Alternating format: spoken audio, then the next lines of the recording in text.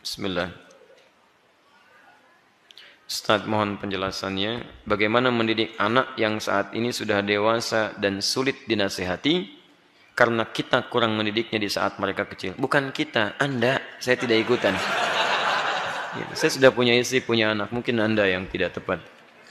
Apakah kalau anak-anak kita, anak Anda sudah menikah, juga masih mempunyai tanggung jawab untuk mendidiknya? Dua pertanyaan. Pertama, ada orang tua yang merasa sulit untuk mendidik anak, memberikan nasihat saat dia dewasa. Coba istighfar dulu. Mungkin selama ini Anda yang kurang perhatian kepada anak. Alhamdulillah, wassalatu wassalamu ala rasulillah wa ba'd. Ikhwas sekalian, kita telah menunaikan salat Isya berjamaah. Juga amalan sunnahnya, kita bermohon pada Allah Subhanahu wa taala semoga salat yang telah kita tunaikan diterima oleh Allah Subhanahu wa taala dengan penerimaan terbaik insyaallah. Kita coba lanjutkan, pemirsa dimanapun Anda berada, kesulitan nasihat yang diterima oleh anak. Terkadang bukan karena anak itu tidak mau mendengar nasihat orang tuanya, tapi seringkali diakibatkan karena orang tua tidak memiliki perhatian yang cukup kepada anak sebelumnya. Perhatikanlah bagaimana Nabi Ibrahim, seorang nabi, seorang rasul, seorang ayah yang dengan segala kesibukannya itu masih memberikan waktu yang luang untuk bermain, mengamati dan hadir dalam keadaan dan permainan anak-anaknya. Sehingga apa yang terjadi, walaupun tinggal beliau di Palestina, anaknya berada di Mekah, itu masih tetap bisa mengontrol, Pak. Beliau melihat bagaimana lingkungannya, perkembangannya, mainnya, tentang asiknya, tentang kisahnya. Sehingga ketika orang tua hadir dalam dunia anak, anak tidak merasa kehilangan dengannya. Itu yang dimaksudkan di Quran surah ke-31 ayat 13 sampai ayat 19 itu. Ada 4 pendidikan dini yang harus ditanamkan pada anak sejak awal. Sehingga anak itu akan mudah nanti mendekat kepada Allah, dekat dengan orang tua, dan bergaul balik dengan lingkungannya. Ayat 13-nya pengajaran tentang tauhid. Ayat 14 sampai 15 mengajarkan tentang bagaimana pendekatan anak dengan kedua orang tuanya. Ayat selanjutnya mengajarkan tentang bagaimana pendidikan salat ditanamkan sejak dini. Dan yang keempat tentang akhlak supaya dia dekat dengan lingkungannya.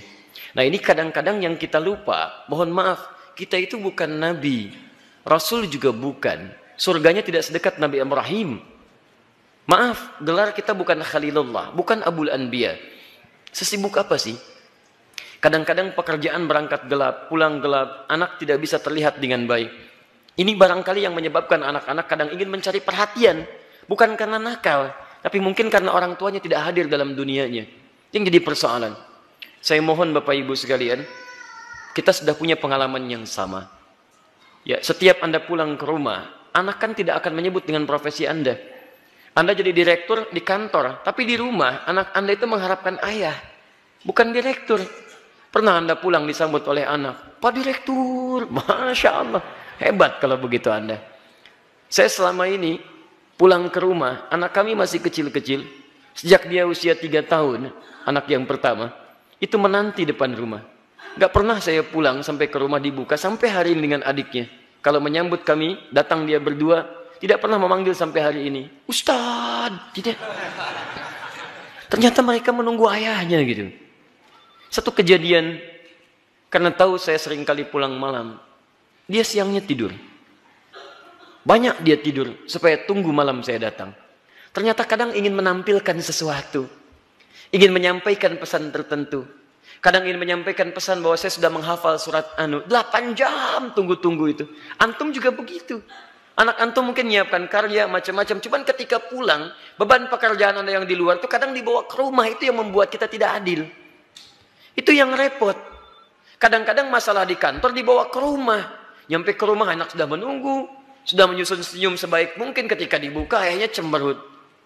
Papa, diam kamu. Hah? Kenapa mas? Kamu lagi ikut-ikutan. Ikut apa? Jadi nggak nyaman situasinya. Begitu saya datang tiba-tiba, Buya, main bola yuk. Main bola tuh. Main kita apa malam? Itu yang menarik. Sampai besoknya diceritakan sama bundanya, Buya itu capek kak, tunggu dulu ya. Pijitin dulu, bobok sebentar, baru main.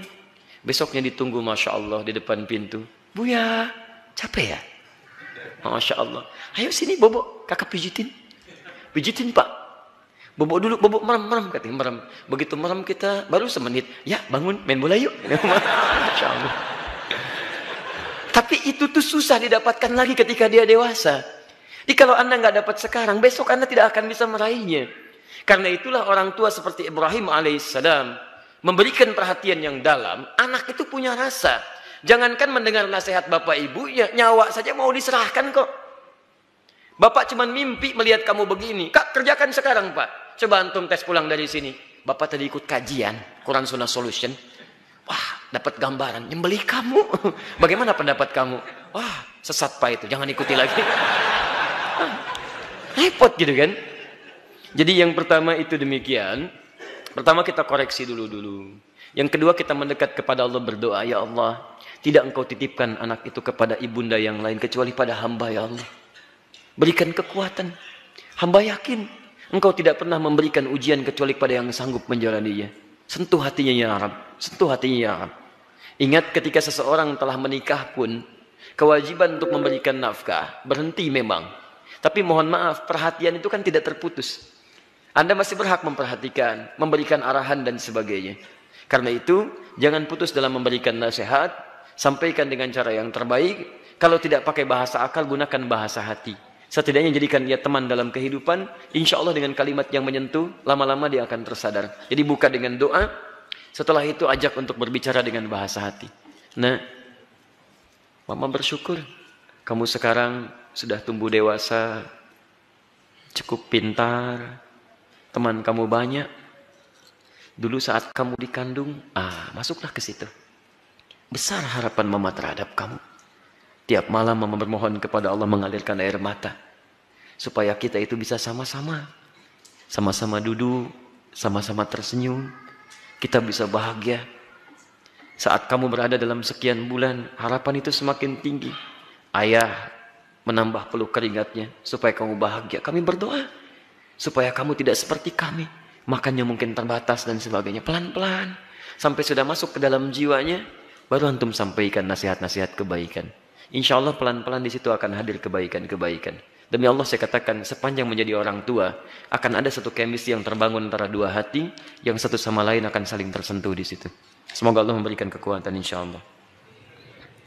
Baik, tidak ada yang paling kundang kecuali dalam cerita ya. Baik.